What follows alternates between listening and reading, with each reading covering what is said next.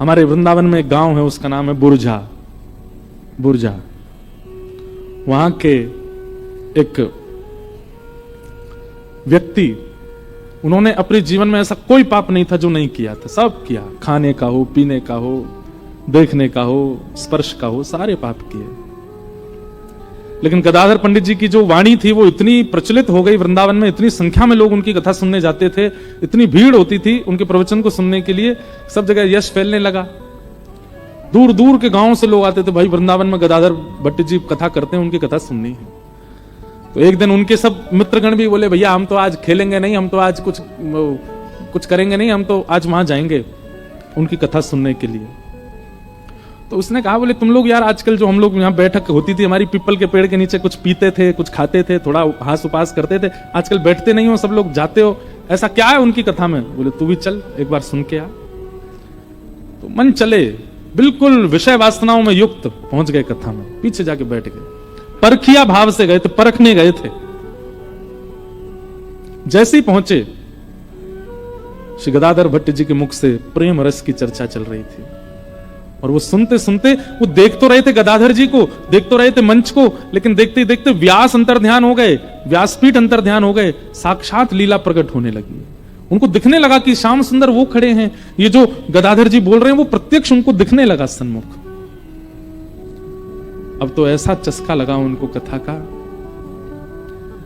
अब तो वो नित्य जाने लगे। नित्य जाते जाते स्थिति ऐसी कि अपने सारे विषय भोग सब छोड़ छाड़ दिए, रोज जाते कथा श्रवण करते। अब तो सबसे आगे बैठने लगे, कथा सुन के कोने में बैठ जाते आगे, और नेत्र बंद करके बैठते, पूरी कथा श्रवण करने के बाद ही उठते। ऐसा उनका समर्पण हो गया। इन सब कारणों से एक स्थिति हुई, क्या कि अब परिवार का जो व्यवहार निभाना चाहिए था वो निभा नहीं पाते थे। वो जो श्रोता सुनते थे कथा, परिवार में कोई उत्सव होता, परिवार में कोई ब्याह होता, परिवार में कुछ होता, तो वो बचने का ही प्रयास करते, जाते तो थे लेकिन इतना इन्वॉल्वमेंट उनका होता नहीं था, क्योंकि भाई भक्ति चित्त में आएगी तो आप व्यवहार से थोड़े तो हट जाओगे, ये तो निश्चित है। इसलिए जिसको व्यवहार करना हो या व्यवहार प्रिय हो, भक्ति मार्ग में ना आवे, क्योंकि भक्ति मार्ग छूट जाएगा या फिर व्यवहार छूट जाए, कोई एक ही रह पाएगा, दोनों नहीं निभ सकते। हाँ ये होगा कि आप स्वभाव से विचार से भक्ति मार्ग के हो, व्यवहार में फिर आप नाटक ही करोगे, व्यवहार में फिर आपका नाट्य चलेगा। बोलनी तो नहीं चाहिए पर हमारा भी ऐसा ही स्वरूप हो गया है। अब वैसे तो घर जा नहीं पाते 2-2 महीना तक, लेकिन अब जब जाते हैं और घर के संबंधियों में कुछ कहीं आना जाना होता है ना, तो फिर वो बहुत व्यवहार ही चलता है, नाटक ही चलता है, क्योंकि हृदय से तो वो निकलता नहीं, तो फिर वो रहने के लिए संसार में थोड़ा नाटक करना पड़ता है। ब्याह में नाचना भी पड़ता है, घोड़ी के आगे वाह, दुल्हा की बलैया भी लेन पड़ती है। मन तो होता है कि लगनारो ने को बढ़िया सो, लेकिन कहा कर लेनी तो पड़ेगी। और जिन जिन के ब्याह निकले होंगे पिछले साल, वो सुन रहे होंगे तो कहेंगे अच्छा दारी को जो, लेकिन भैया इसमें हमारा कोई काम नहीं, ये तो भक्ति का स्वरूप है कि वो फिर व्यवहार में आपको ज्यादा निपुण रहने नहीं देगी, वहां तो फिर नाटक ही करोगे आप वास्तविकता से नहीं कर सकते। तो अब वो श्रोता रोज गदाधर जी कथा सुनते, अब वो परिवार के प्रति उनका ज्यादा मन लगता नहीं था, करते थे पर व्यवहार नाटक जैसा होता था उनका।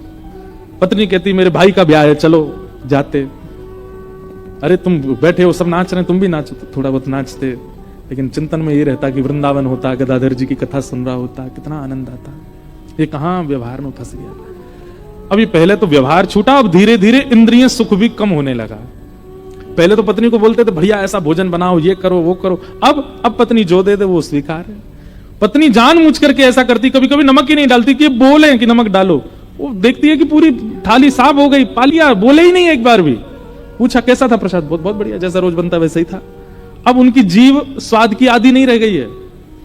पत्नी पहले से विचार करके रखती आज ही आएंगे इनसे लड़ूंगी जबरदस्ती, लड़ाई हो किसी बात पे, बहुत दिन हो गए लड़ाई नहीं हुई है घर में, ये भी एक चिंता का विषय हो जाता। अब लड़ते नहीं है हमसे, आए तो लड़ने लगी किसी बात पर। देवी तुम क्या चाहती हो ये बताओ। बोले मैं चाहती हूं तुम ऐसे इतने बजे सो जाया करो, इतने बजे उठा करो, इतने बजे नहा लिया करो, मुझे इतने पैसे दे दिया करो, सब नियम लिख लिया उन्होंने। ठीक है रोज ऐसा ही होगा, इतने बजे उठ जाऊंगा, इतने बजे सो जाऊंगा, तुमको जो चाहिए वो दे दूंगा। पत्नी बोली ये क्या हो रहा है। इसके साथ साथ कई निज जो दंपति जीवन में आवश्यकताएं होती हैं उनसे भी वो विमुख होने लगे। पत्नी स्पर्श से भी दूर रहने लगे।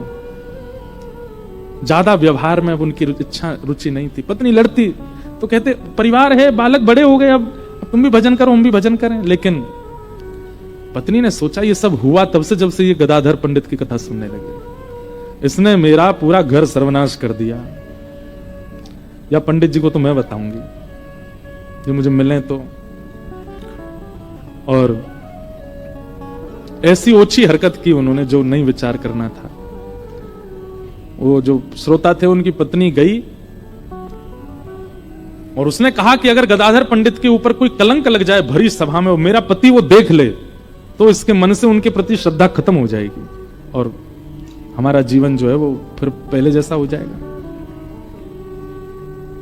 संसार बड़ा विचित्र है। बहुत व्यसनी अगर हो जाए परिवार का कोई व्यक्ति तो भी चिंता में रहते हैं।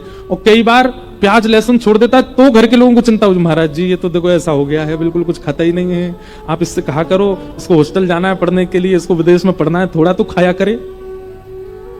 ऐसे जब ये इस प्रकार की बात लेके जब आप विश्वास नहीं मानेंगे, ऐसी बातें लेके भी आते हैं माता पिता, महाराज जी बहुत सुधर गई है, इसको समझाओ।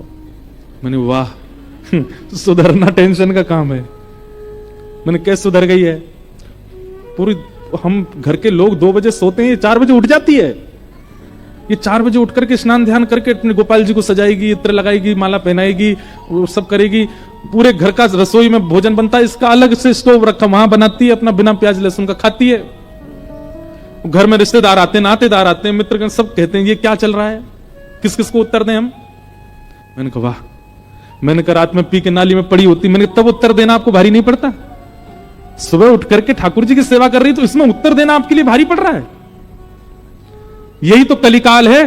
कलयुग में किसी समय में व्यसनी होना चिंता का विषय होता था, और ये कलिकाल है कि आज सुधरा होना एक बहुत चिंता का विषय।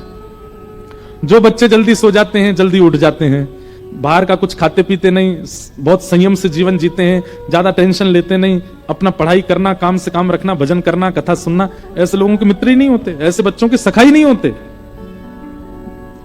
कॉलेज में, यूनिवर्सिटी में अगर बच्चा पहले ही बोल दे, हॉस्टल में रहने वाला, मैं तो बच्चे आते रहते ना इसलिए मुझे पता है, अगर वो पहले ही बोलते मैं तो भैया सुबह 4 बजे उठ जाऊंगा, उस बच्चे के साथ रूम शेयर नहीं करते लोग। ये 4 बजे उठ जाएगा, हम क्या करेंगे फिर?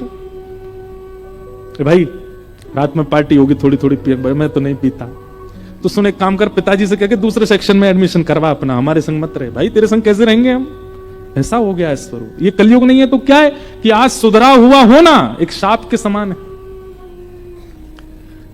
श्रोता की पत्नी गई, बोले क्या करूं, ये पंडित जी पर कलंक लगे भरी सभा में, वो मेरा पति देख ले। तभी उन्होंने एक मार्ग में कोई भिक्षा मांगने वाली, भीख मांगने वाली एक महिला बैठी थी, उसके पास गए। बोले तेरे घर में कौन कौन है? बोले पति है। पति क्या करते हैं? वो कुछ नहीं करते, पड़े रहते हैं घर में, पीते हैं, खाते हैं। मैं भीख मांगती हूँ, जो मिल जाता उससे घर चलाती हूँ। बालक बच्चे तेरे? एक बेटा है, गर्भवती हूं, एक होने वाला है।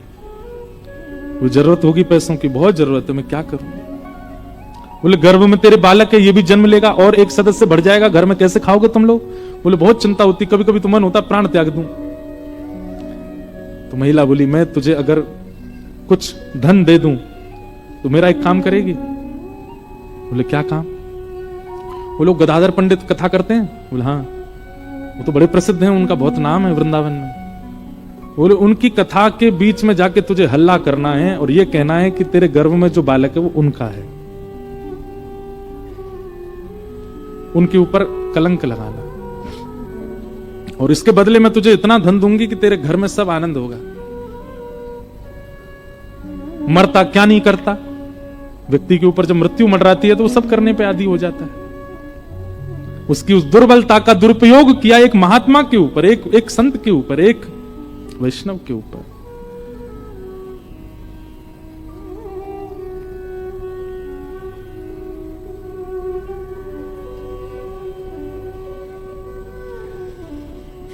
कहना तो नहीं चाहिए पर कई बार हमको अनुभव हो जाती हैं कई चीजें।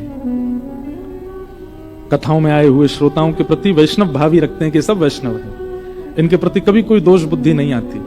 एक एक व्यक्ति पीछे बैठा खड़ा व्यक्ति भी हमको चिंता देता है कि यार ये खड़ा क्यों, इसको भी स्थान मिल जाए, बैठ जाए। और सबसे ज्यादा चिंता होती जब आप ऐसे ऐसे करते हो, इधर उधर देखते हो, मैंने कि बारे बता कथा हो रही है तुम सुन नहीं रहे हो। लेकिन कई लोगों की विचारधारा बड़ी विचित्र होती है। एक बार हम ऐसे रेलिंग लगी थी, सब लोग मिल रहे थे, तो हम सबके हाथ कह रहे हमारा जी हाथ मिलाओ, सबसे हाथ मिला रहे। लाल जी ने ऐसी रक्षा की, एक बालक यहां ब्लेड लगाए बैठा था, हाथ मिलाए तो खींचूं, वो पता चल गया, दिख गया, वो भाग गया, कुछ कहा नहीं उसको।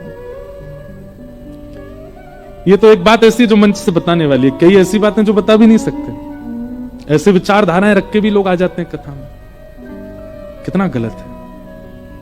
प्रेम करने वाले सबको दिखते हैं कि ओहो इनकी कथा में ऐसे लोग जाते हैं, इनको ऐसे सुनते हैं, पर कई कई लोग कितना तक विचार कर लेते हैं कि इनके साथ ये भी हो जाए। हमारी कोई बात नहीं भैया, लेकिन किसी वैष्णव, किसी भजन या किसी भगवत कथा गाने वाले के प्रति भी ऐसी भावना नहीं रखनी चाहिए। श्री गदाधर पंडित जी कथा कर रहे थे, वैष्णव जन बैठ करके सुन रहे थे, मंत्र मुग्ध होकर के श्रवण कर रहे थे। कई लोग तो पूर्ण रूपेण उनके प्रति तत्पर थे और कई लोग उनका यश सुनकर के पहली बार सुनने आए थे। और उसी बीच प्रवचन सभा में वो आ गई और अपने गर्व पे हाथ रख के बोली, यहां बड़ी बड़ी बातें कर रहे हो, यहां पर इतने ऊंचे ऊंचे शास्त्रों के ज्ञान दे रहे हो, और जो ये मेरे गर्भ में बालक है इसके आपको बिल्कुल चिंता नहीं? ये आपने ये बालक मेरे गर्भ में जो दिया है, ये जन्म लेने वाला है, इसके भविष्य की चिंता नहीं होती आपको? मैं कब से आपकी राह तक रही हूं कि आप आओगे मुझसे मिलने, मेरी सुध लोगे। आप तो यहां बैठ के सबके बीच प्रवचन कर रहे हो। ये सुनकर के आधे से ज्यादा लोग तो गदाधर पंडित जी के प्रति दुर्भाव रखने लगे।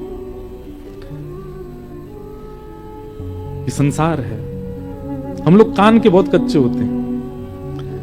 जिस व्यक्ति के प्रति हमारा समर्पण भाव है, उसके प्रति अगर कोई एक व्यक्ति भी कुछ गलत बात बोल दे तो हमको विश्वास करने में देर नहीं लगती है।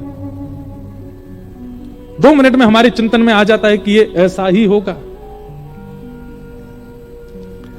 आधे से ज्यादा लोग तो वहां से राम राम राम राम कह के जाने लगे, लेकिन कुछ लोग थे जो बहुत दिनों से सत्संग कर रहे थे, उनको विश्वास था कि नहीं ऐसा हो नहीं सकता। ये गदाधर पंडित जी, हम इनकी वाणी से हमारे चित्त में कृष्ण आए हैं, इनकी वजह से हमको वृंदावन मिला है, इनकी वजह से हमको श्यामा श्याम का अनुभव हुआ है, ये ऐसा नहीं कर सकते।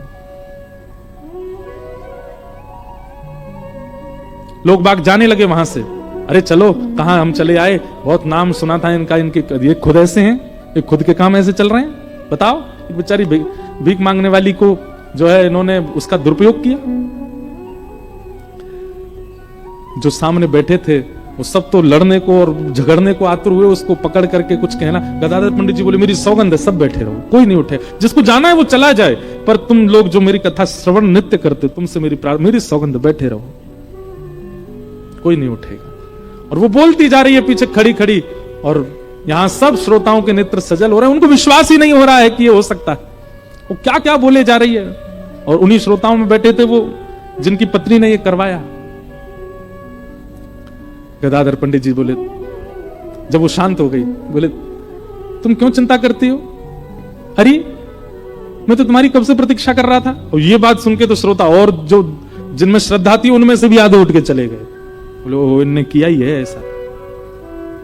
लेकिन आधों को अब भी भरोसा था कि ये झूठ बोल रहा है, इन्होंने ऐसा किया नहीं। और तुम चिंता क्यों करती हो? जिसने अन्न दिया, जिसने श्वास दी, जिसने नेत्र दिए, जिसने कान दिए, जिसने हाथ दिए, पैर दिए, वो खाने को भी देगा। अरे विश्वास करो, श्याम सुंदर सबकी झोली भरते हैं, तो चिंता मत कर। और तूने भोजन किया कि नहीं किया आज? चल रोटी खा ले। एक महात्मा तभी खड़ा हो गया और खड़ा होकर के बोला, आप क्यों इस प्रकार का भाव कर रहे हैं? हम जानते हैं आपने ऐसा कुछ भी नहीं किया है, आपका इससे कोई परिचय नहीं है, दूर दूर तक आप इसको नहीं जानते। मैं कितने वर्षों से आपके साथ हूं, एक एक क्षण का मुझे आपका पता है, फिर आप ये बात कह करके औरों को क्यों भेज रहे हैं? गदाधर जी बोले, भीड़ बहुत हो गई थी, लोग प्रभाव के पीछे भाग रहे थे, लोगों को प्रभाव। ऐसी ही स्थिति श्री चैतन्य महाप्रभु के चरित्र में आती है। उनके केश इतने सुंदर थे, महाप्रभु जी जब चलते थे तो सिल्क के वस्त्र पहनते थे, धोती ऊपरना, और उनका अंग इतना सुंदर था, उनके छरेरा बदन, उनके केश इतने सुंदर, मुस्कान इतनी सुंदर कि लोग बाग सत्संग कम सुनते थे, उनके रूप को ही देखते रहते थे, कितने सुंदर है। महाप्रभु जी जब अपनी पलक झपकाते थे ना, कितने लोग, स्त्रियां नहीं पुरुष भी, उनके पलक झपका के ऐसे देखने मात्र से घायल हो जाते थे। महाप्रभु जी के साथ जब खूब भीड़ हो गई, चारों तरफ भीड़ ही भीड़, जहां से निकल जाए वहां आदमी आदमी है। एक दिन महाप्रभु जी ने विचार किया, क्या वास्तव में मेरे वचनों से ये सब लोग आकर्षित हैं? नहीं, मेरे वस्त्रों से। और उसी दिन बिन बताए रात्रि में ही अपने केश निकाल दिए। और दूसरे दिन जब महाप्रभु जी आए और जैसे प्रवचन करने लगे, आधी जनता तो उसी समय उठ के चली गई। क्यों? जिन केसों पे हम बारी बारी जा रहे थे वो तो निकाल दिए इन्होंने, अब क्या करना। आधे तब चले गए, फिर उन्होंने विरक्त भेष धारण किया, आधे तब चले गए। फिर जो रह गए शेष, बोले हाँ ये प्रभाव पर नहीं, ये स्वभाव से आए थे पास में, अब तुम मेरे संग रहो। तो गदाधर पंडित जी भी यही बोले तुम क्यों इतना नाराज हो रहे हो? भीड़ बहुत हो गई थी, प्रभाव बहुत ज्यादा हो गया था, और कहीं ना कहीं इतना पुजवाना, इतना पूजना, इतना प्रभाव कभी कभी भक्ति में विघ्न डालता है। ये भी होना जरूरी था, बैठ जाओ। और कुछ और बचे थे, गदाधर जी को तो पता था कि मेरा असली श्रोता कौन है, वो देख लिया उन्होंने, बोले हाँ अब ये प्योर बच्चे हैं, अब ये मुझे छोड़ के जाने वालों में से नहीं है। तब उसको बुलाया, बोले तू जो कहेगी हम देंगे, तेरे को अन्न देंगे, धन देंगे, वस्त्र देंगे, तू बस बता किसने कहा यहां आकर के ऐसा बोलना है। गदाधर जी नहीं बोले, किसी ने उसको बुला के पूछा।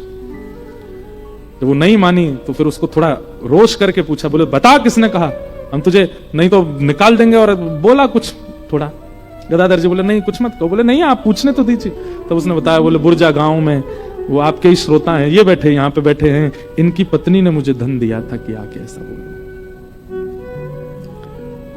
जैसे ही उन्होंने सुना, सुन करके वो तो क्रोध में भर गए, आंखें लाल पड़ गई, अपनी पत्नी को मारने के लिए जाने लगे। गदाधर पंडित जी ने तुरंत कहा, मेरी कथा अगर सुनी है, सुन करके एक बार भी यदि तुझे श्याम श्यामा के नित्य लीला का अनुभव हुआ हो तो वहीं बैठ जाओ। मेरे तेरे चाहने से कुछ नहीं होता वत्स। मैंने कहा ना, मुझे बहुत प्रभाव मिल गया था, मुझे इसको घटाना था, इसलिए मैं तो प्रार्थना करता था ठाकुर जी इतना यश मत दिलाओ। और ठाकुर जी ने ये लीला करके कर दिया। तुझे सौगंध है, अगर तुझे कथा से एक बार भी प्रिया प्रियतम का अनुभव हुआ हो तो ये घटना ऐसा नहीं करना। बैठ गए, ये स्वभाव। और उसके बाद में उनकी पत्नी ने भी आकर के क्षमा याचना की, कान पकड़े,